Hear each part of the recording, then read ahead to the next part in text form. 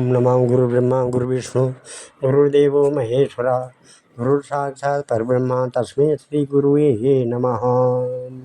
आदौ देवकी देवगर्भजननं गोपीग्रीवर्धनं मायापूतनजेवतापहरणं गोवर्धनोद्धारणं कंसच्छेदनकौरवादिहननं कुन्तीसुतापालनम्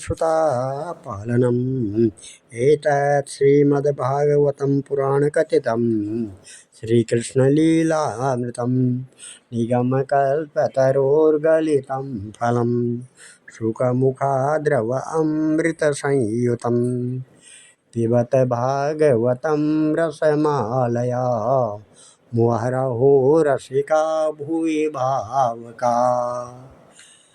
श्री राम नमः। गुरु श्री कृष्ण चंद्र नारायण जी के चरण कमलों में नतमस्तक होकर के गुरु श्री वेद व्यास जी, गुरु श्री माधवासम जी, गुरु श्री सुखदेव जी, गुरु श्री नारद जी, गुरु श्री आदि गुरु शंकराचार्य जी के चरण, गुरु श्री श्रुति जी, गुरु श्री नारद जी के चरण कमलों में नतमस्तक होकर के मैं ये श्रीमद् भागवत महापुराण के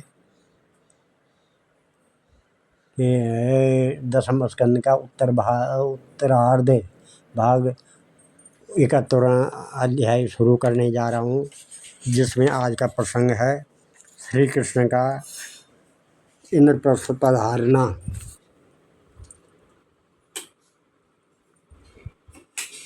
श्री कृष्ण का इंद्रप्रस्थ पधारना। श्री सुखदेव जी कहते हैं, परीक्षित इत्यादिरितमाकर्ण देवर्षेरुद्भव अब्रवीत सभ्यानां मतमाज्ञाया कृष्णस्य च महामति। कि भगवान श्री कृष्ण के वचन सुनकर महामति उद्धव जी ने देवर्षि नारद सभासद और भगवान श्री कृष्ण के मत पर विचार किया और फिर वे कहने लगे।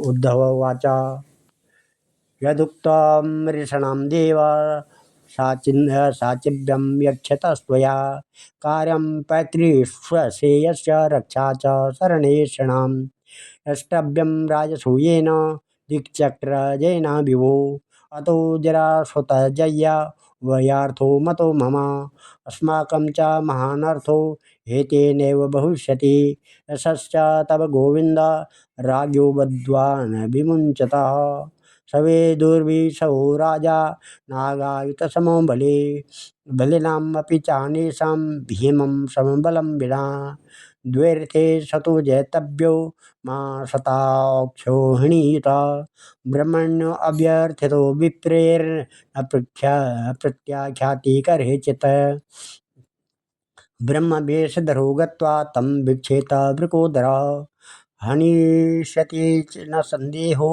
द्वैरथे तव सन्निधो निमित्तं परमेशस्य विश्वसर्गा निरोधय हिरण्यगर्भ सर्वस्य कालस्यारूपिणस्तव अहं गायन्ति ते विशदकर्मगृहेषु देव्यो राज्ञं स्वशत्रुवधमात्मविमोक्षणं च गोप्यस्य कुञ्जरपते जनकात्मजाया पितृशलब्धशरणा मुनयोऽयं च जरासन्धवध कृष्ण भूर्यर्थायोपकल्पते प्रायोपाकविपाकेन तब चाभिमतः क्रतुः। श्री उद्धव जी कहते हैं, भगवान देवर्षि नारद जी ने आपको यह सलाह दी है कि फुफेरे भाई पांडवों के राजसूय यज्ञ में सम्मिलित होकर उनकी सहायता करनी चाहिए। उनका यह कथन ठीक ही है और साथ ही यह भी ठीक है कि शरणागतों की रक्षा अवश्य कर्तव्य है। प्रभु, जब हम इस दृष्टि से विचार करते हैं कि राजसूय यज्ञ वही कर सकता है जो 10 दिशाओं पर विजय प्राप्त कर ले, तब हम निर्णय पर बिना किसी दुविधा के पहुंच जाते हैं कि पांडवों के यज्ञ और शरणागतों की रक्षा दोनों कामों के लिए जरासंध को जीतना आवश्यक है। प्रभु, केवल जरासंध को जीत लेने से ही हमारा महान उद्देश्य सफल हो जाएगा, साथ ही उससे बंदी राजाओं की मुक्ति और उसके कारण आपको सुयश की प्राप्ति हो जाएगी। राजा जरासंध बड़े बड़े लोगों के भी दांत खट्टे कर देता है, क्योंकि 10,000 हाथियों का बल उसे प्राप्त है। उसे यदि हरा सकते हैं तो केवल भीमसेन, क्योंकि वे भी वैसे ही बली हैं। उसे आमने सामने के युद्ध में एक वीर जीत ले, यही सबसे अच्छा है। सो अक्षोहिणी सेना लेकर जब वह युद्ध के लिए खड़ा होगा, उस समय उसे जीतना आसान न होगा। जरासंध बहुत बड़ा ब्राह्मण भक्त है। यदि ब्राह्मण उससे किसी बात की याचना करते हैं तो वह कभी कोरा जवाब नहीं देता है। इसलिए भीमसेन ब्राह्मण के वेश में जाएं और उससे युद्ध की भिक्षा मांगे। भगवान, इसमें संदेह नहीं कि यदि आपकी उपस्थिति में भीमसेन और जरासंध का द्वंद्व युद्ध हो तो भीमसेन उसे मार डालेंगे। प्रभु, आप सर्वशक्तिमान रूप रहित काल स्वरूप हैं। विश्व की सृष्टि और प्रलय आपकी ही शक्ति से होता है।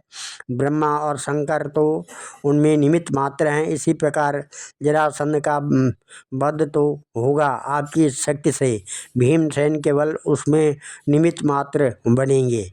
जब इस प्रकार आप जरासंध का वध कर डालेंगे, तब कैद में पड़े हुए राजाओं की रानियां अपने महलों में आपकी इस विशुद्ध लीला का गान करेंगे कि आपने उनके शत्रु का नाश कर दिया और उनके प्राणपतियों को छुड़ा दिया। ठीक वैसे ही जैसे गोपियाँ शंखचूड़ से छुड़ाने की लीला का आपके शरणागत मुनिगण गजेंद्र और जानकी जी के उद्धार की लीला का, तथा हम लोग आपके माता पिता को कंस के कारागार से छुड़ाने की लीला का गान करते हैं। इसलिए प्रभु, जरासंध का वध स्वयं ही बहुत से प्रयोजन सिद्ध कर देगा। बंदी नरपतियों के पुण्य परिणाम से अथवा जरासंध के पाप परिणाम से सच्चिदानंद स्वरूप श्री कृष्ण आप भी तो इस समय राजसूय यज्ञ का होना ही पसंद करते हैं। इसलिए पहले आप वहीं पधारिए। श्री शुकवाच इत्युद्वच दुह उद्धववचो राजन् सर्वतो भद्रम् अच्युतं देवशैर्यदुवृद्धाश्च कृष्णस्य प्रतिपूजनम् अथादिशत प्रयाणाय भगवान् देवकीसुत भृत्यान् दारुकजेत्रादीनाम् अनुज्ञाप्य गुरुन् विभुः निर्गमाप्यावरोधानं स्वानससुतान् सरिच्छदान् संकर्षणम् अनुज्ञाय यदुराजं च शत्रुघ्नं श्रुतोपनीतं स्वरथम् आरुह्य गरुडध्वजम् ततो रथद्वीपभटसादिना करालया परिवृता आत्मसैन्या मृदङ्गभीर्यानकशङ्खगौमुखे प्रघोषघोषितककुभो निराक्रमात् निर्वाजिकाञ्चन शिबिकाविरच्युतं सहात्मजं पतिमनुसुव्रताययुः बारम्बराभरणविलेपनस्त्रजा सुसंवृता निभिरसितचर्मपाणिभिः नरोष्टगोमायुषकरा स्वतर्यना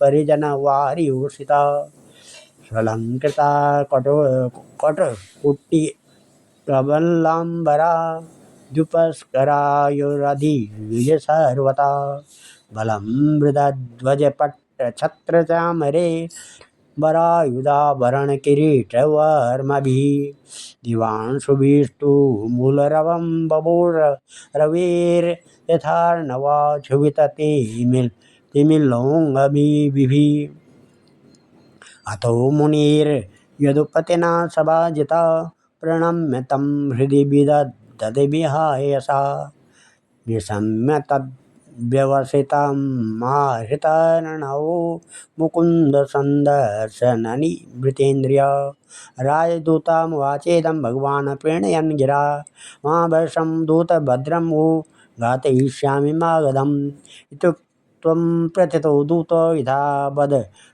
वदनु नृपान् तेऽपि सन्दर्शनं शौरे प्रत्युक्षान् यन्मुमुक्षवा आनर्त सौवीर मरुमूर्तिर्व्या विनशनम हरि गिरिन्नदीरतीयाय पुरग्रामामृजाकरान् ततो दृश्यवतीं तीर्व्यां मुकुन्दो अथ सरस्वतीं पञ्चालनथ मत्स्यासं शक्रप्रस्थमथागमत् तमुपागतमाकर्ण्य प्रीतो दूरदर्शनं नृणाम् अजातशत्रुर्निर्घाता सोपाध्याय सुहृद्वृता गीतवादित्रघोषेण ब्रह्मघोषेण भूयसा अव्यायत स ऋषिकेश प्राणमिवादिता दृष्ट्वा विक्लिन्न हृदय कृष्णस्नेहेन पाणव चिरादृष्टं प्रियतमं सश्वेत पुनः पुनः। इस प्रकार से श्री सुखदेव जी कहते हैं, परीक्षित, उद्धव जी के की यह सलाह सब प्रकार से हितकर और निर्दोष थी। देवर्षि नारद, यदुवंश के बड़े बूढ़े और स्वयं भगवान श्री कृष्ण ने भी उनकी बात का समर्थन किया। अब अंतर्यामी भगवान श्री कृष्ण ने वसुदेव और आदि गुरुजनों से अनुमति लेकर दारुक, जैत्र आदि सेवकों को इंद्रप्रस्थ जाने की तैयारी करने के लिए आज्ञा दी। इसके बाद भगवान श्री कृष्ण ने यदुराज, उग्रसेन और बलराम जी से आज्ञा लेकर बाल बच्चों के साथ रानियां और उनके सब सामानों को आगे चला दिया और फिर दारुक के लाए हुए गरुड़ ध्वज रथ पर स्वयं सवार हुए। इसके बाद रथों, हाथियों, घुड़सवारों और पैदलों की भी बड़ी भारी सेना के साथ उन्होंने प्रस्थान किया। उस समय मृदंग, नगाड़े, ढोल, शंख और नरसिंहों की ऊंची ध्वनि से दसों दिशाएं गूंज उठी। सती शिरोमणि, रुक्मणी जी आदि हजारों श्री कृष्ण पत्नियां अपनी संतानों के साथ सुंदर सुंदर वस्त्र, आभूषण, चंदन, अंगराग और पुष्पों के हार आदि से सज धज कर डोलियों और रथों और सोने की बनी हुई पालकियों में चढ़कर अपने पतिदेव भगवान श्री कृष्ण के पीछे पीछे चली। पैदल सिपाही हाथों में ढाल तलवार लेकर उनकी रक्षा करते हुए चल रहे थे। इसी प्रकार अनुचरों की स्त्रियां और वारांगनाएं भली भांति श्रृंगार करके खस आदि की झोपड़ियों, भांति भांति के तम्बू, कनातों, कम्बलों और ओढ़ने बिछाने आदि की सामग्रियों को बैलों, भैंसों, गधों और खच्चरों पर लाद कर तथा स्वयं पालकी, ऊंट, छकड़ों और हथिनियों पर सवार होकर चली। जैसे मगरमच्छों और लहरों की उछल कूद से क्षुब्ध समुद्र की शोभा होती है, ठीक वैसे ही अत्यंत कोलाहल से परिपूर्ण फहराती हुई बड़ी बड़ी पताकाओं, छत्रों, चंवरों, श्रेष्ठ अस्त्र शस्त्रों, वस्त्र, आभूषणों, मुकुटों, कवचों और दिन के समय उन पर पड़ती हुई सूर्य की किरणों से भगवान श्री कृष्ण की सेना अत्यंत शोभायमान हुई। देवर्षि नारद जी भगवान श्री कृष्ण से सम्मानित होकर और उनके निश्चय को सुनकर बहुत प्रसन्न हुए। भगवान के दर्शन से उनका हृदय और समस्त इंद्रियां परमानंद में मग्न हो गई। विदा होने के समय भगवान श्री कृष्ण ने उनका नाना प्रकार की सामग्रियों से पूजन किया। अब देवर्षि नारद ने उन्हें मन ही मन प्रणाम किया और उनकी दिव्य मूर्ति को हृदय में धारण करके आकाश मार्ग से प्रस्थान किया। इसके बाद भगवान श्री कृष्ण ने जरासंध के बंदी नरपतियों के दूत को अपनी मधुर वाणी से आश्वासन देते हुए कहा, दूत, तुम अपने राजाओं से जाकर कहना, डरो मत, तुम लोगों का कल्याण हो, मैं जरासंध को मरवा डालूंगा। भगवान की ऐसी आज्ञा पाकर वह दूत गिरिब्रज चला गया और नरपतियों को भगवान श्री कृष्ण का संदेश ज्यों का त्यों सुना दिया। वे राजा भी कारागार से छूटने के लिए शीघ्र से शीघ्र भगवान के शुभ दर्शन की बाट जोहने लगे। परीक्षित, अब भगवान श्री कृष्ण आनर्त, सौवीर, मरु, कुरुक्षेत्र और उनके बीच में पड़ने वाली पर्वत, नदी, नगर, गांव, अहिरों की बस्तियां तथा खानों को पार करते हुए आगे बढ़ने लगे। भगवान मुकुंद मार्ग में दृश्यवती तथा एवं सरस्वती नदी पार करके पांचाल और मत्स्य देशों में होते हुए इंद्रप्रस्थ जा पहुँचे।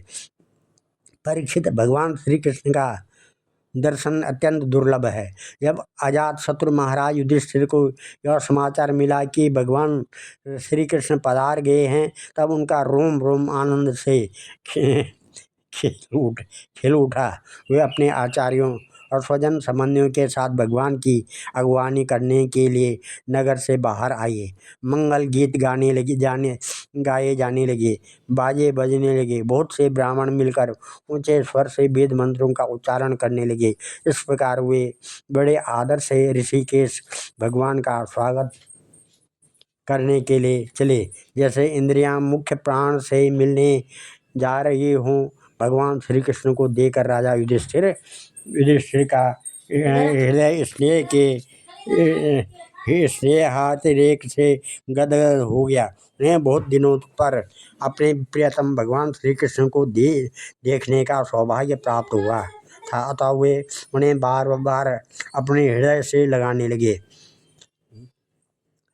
दौर्व्यं परिष्वज्य रमामलालयं मुकुन्दगात्रं नृपतिहताशुभः लेभे परानिवृत्याश्रुलोचना हत्यत्तनो विस्मृतलोकविभ्रमा तं मातुलेयं परिरभ्य निर्वृतो भीमस्मयन् प्रेमजवाकुलेन्द्रियः यमो किरीटः सश्रूयतमं मुदा प्रबुद्धवाष्पा परिरेभिरे अच्युतः।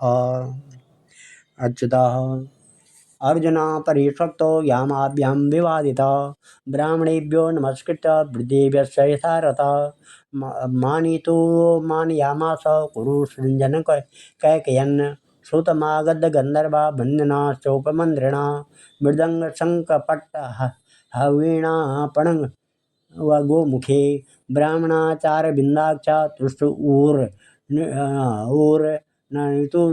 जगुः एं सुहृद्भिः पर्यसा पुण्यश्लोकशिखामणि संस्तूयमाना भगवान विवेशालंकृत परम।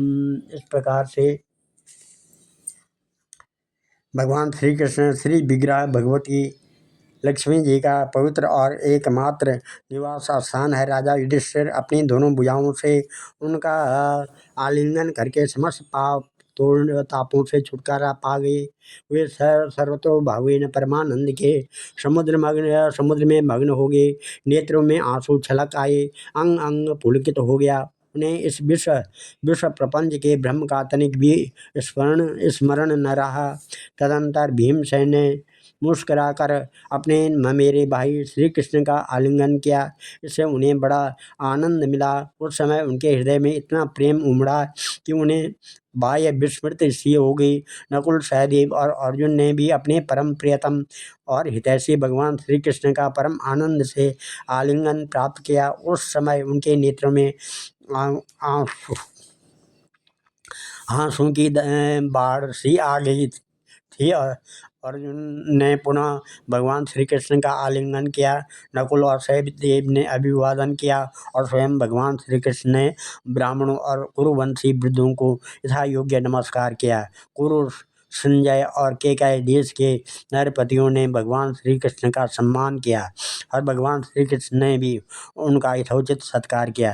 सूत, मागध, बंदीजन और ब्राह्मण भगवान की स्तुति करने लगे तथा गंधर्व, नट, विदूषक और मृदंग, शंख, नगाड़ी, वीणा, ढोल और नरसिंगे बजा बजा कर कमल नयन भगवान श्री कृष्ण को प्रसन्न करने के लिए नाचने गाने लगे। इस प्रकार परम यशस्वी भगवान श्री कृष्ण ने अपने सुहृद स्वजनों के साथ सब प्रकार से सुसज्जित इंद्रप्रस्थ नगर में प्रवेश किया। उस समय लोग आपस में भगवान श्री कृष्ण की प्रशंसा करते चल रहे थे। मिष्टात्मनि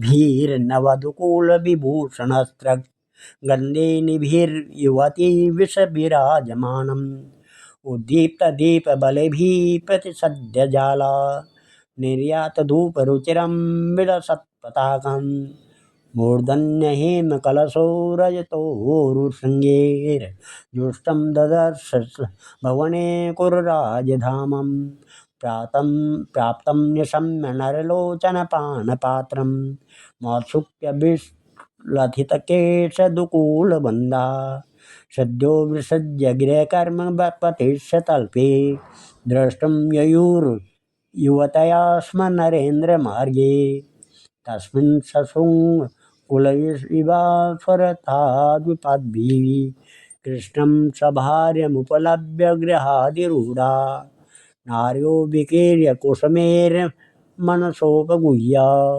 सुस्वागतं विदद उरुत्मय वीक्षितेन ऊचु ऊचु स्त्रियः पथिनिरीक्ष्य मुकुन्दपत्नी स्तारा यथोडुपसः किं कार्यमूभिः यच्चक्षुषां पुरसमौलिरुदारहासा लीलावलोककलयोत्सवामातनोति तत्र तत्रोपसंगम्य पौरा मङ्गलपाणया चक्रुसपर्या कृष्णाय श्रोणिमुख्या हते न सा।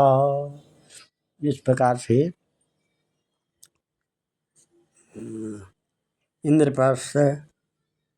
इंद्रप्रस्थ नगर की सड़कें और गलियां मत वाले हाथियों के मद से तथा सुगंधित जल से छींच दी गई थी। जगह जगह रंग बिरंगी झाड़ियाँ झंडियाँ लगा दी गई थी। सुनहरे तोरण बांधे हुए थे और सोने के जल भरे कलश स्थान स्थान पर शोभा पा रहे थे। नगर के नर नारी नहा धोकर तथा नए वस्त्र आभूषण पुष्पों के हार इत्र फुलेल आदि से सज धज कर घूम रहे थे।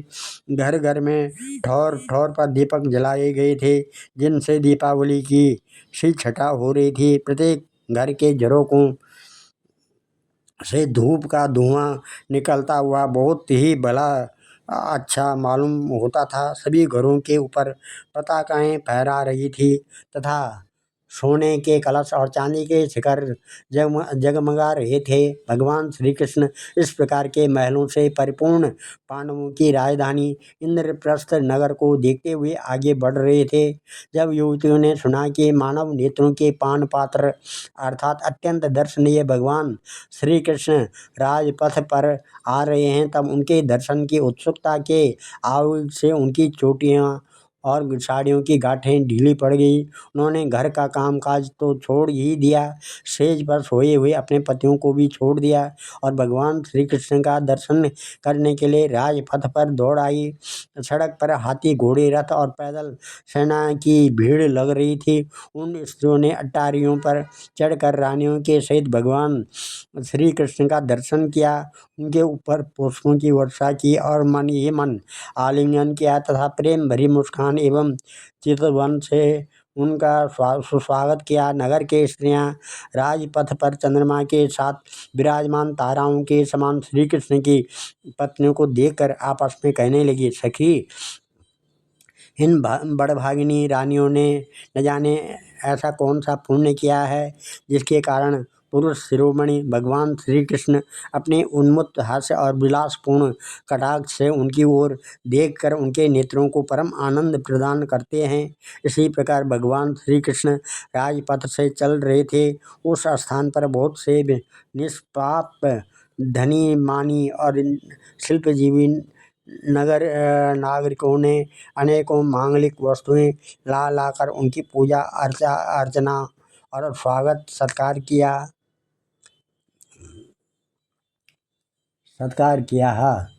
आनंदपुर जने प्रीता मुकुंद फुल्लोचने संभ्रमरेयुरभ्युपेत पृषद राजमंदिरम पृथा विलोक्य भ्रातेयं कृष्णं त्रिभुवनेश्वरं प्रीतात्मुत्थाय पर्यंकात् शस्त्रुत्सा परिस्वजे गोविंदं गृहमाणीय देवदेवेशमादिता पूजयां नाविदत् कृत्यं प्रमोदोपहतो नृप पितृस्वासूर्गुरुस्त्रीणां कृष्णचक्रेऽभिवादनं स्वयं च कृष्णया राजन् भगिन्या चाभिवन्दिता शुश्वा संचोदिता कृष्णपत्नीश्च सर्वदा अनर्चा रुक्मिणी सत्यं भद्रां जाम्बवती तथा कालिन्दीं मित्रविन्दा च सेव्या नाग्निजितिं सतीम् अन्याश्चाभ्यागता यास्तु वासशस्त्रङ्गमण्डनादिभिः सुखं निवासयामास धर्मराजो जनार्दनं ससैन्यं सानुगामत्यं मत्यं भार्यं च नवं नवम् तर्पयित्वा खानवेन्वर्णि फाल्गुनसंयुतं मोचित्वा मयं येन राज्ञो दिव्या सभा कृतं वास कति चिन्मासहन राज्य चिकीर्षया वीरन् रथमारुह्य फाल्गुनेन बटेभृताः।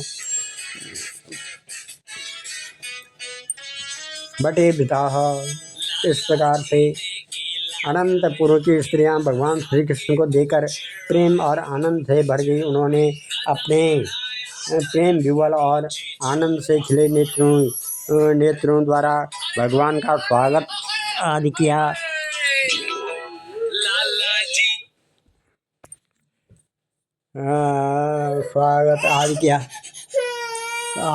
स्वागत पदार्थ जब राजमहल में पधारे, जब कुंती ने अपने त्रिभुवनपति भतीजे श्री कृष्ण को देखा तब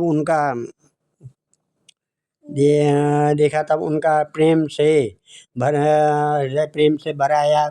वे पलंग से उठकर अपनी पुत्र वधू द्रौपदी के साथ आगे गई। भगवान श्री कृष्ण को हृदय लगा लिया। देवेश्वर भगवान श्री कृष्ण को राजमहल के अंदर लाकर राजा युधिष्ठिर आदर भाव और आनंद के साथ उद्रेक से आत्मविस्मित हो गए। उन्हें इस बात की भी सुधि न रही कि किस क्रम से भगवान की पूजा करनी चाहिए। भगवान श्री कृष्ण ने अपनी फूफा कुंती और गुरुजनों की पत्नियों को अभिवादन किया। उनकी बहन सुभद्रा और द्रौपदी ने भगवान को नमस्कार किया। अपनी सास कुंती की प्रेरणा से द्रौपदी ने वस्त्र आभूषण माला आदि के द्वारा रुक्मणी, सत्यभामा, भद्रा, जाम्बुवती, कालिंदी, मित्रविंदा, लक्ष्मण और परम साध्वी सत्या भगवान श्री कृष्ण की इन पटरानियों का तथा वहाँ आई हुई श्री कृष्ण की अन्य रानियों का भी यथा योग्य सत्कार किया। धर्मराज युधिष्ठिर ने भगवान श्री कृष्ण को उनकी सेना, सेवक, मंत्री और पत्नियों के साथ ऐसा स्थान में ठहराया वह जहाँ उन्हें नित्य नई नई सुख के सामग्रियों प्राप्त हो। अर्जुन के साथ रहकर भगवान श्री कृष्ण ने खांडव वन का दाह करवाकर अग्नि को तृप्त किया था। मायासुर को उससे बचाया था। परीक्षित, उस मायासुर ने ही धर्मराज युधिष्ठिर के लिए भगवान की आज्ञा से एक दिव्य सभा तैयार कर दी। भगवान श्री कृष्ण राजा युधिष्ठिर को आनंदित करने के लिए कई महीनों तक इंद्रप्रस्थ में ही रहे। वे समय समय पर अर्जुन के साथ रथ पर सवार होकर विहार करने के लिए इधर उधर चले जाया करते थे। उस समय बड़े बड़े वीर सैनिक भी उनकी सेवा के लिए साथ साथ जाते थे। आज हम इस कथा को यहीं पर विराम देते हैं। कल 72वां अध्याय पांडवों के राजसूय यज्ञ का आयोजन और जरासंध का उद्धार के बारे में आएगा। ओम नमः सदा परिभवं नमविष्टदोहं तीर्थात्पदं शिवविरञ्जनुतं शरण्यं विद्यात्यं प्रणतपालभवाब्धिपूतं वन्दे महापुरुषते चरणारविन्दं। सर्वे भवन्तु सुखिनः, सर्वे सन्तु निरामया, सर्वे भद्राणि पश्यन्तु, मां कश्चित् दुःखभाग् भवेत्। धन्यवाद।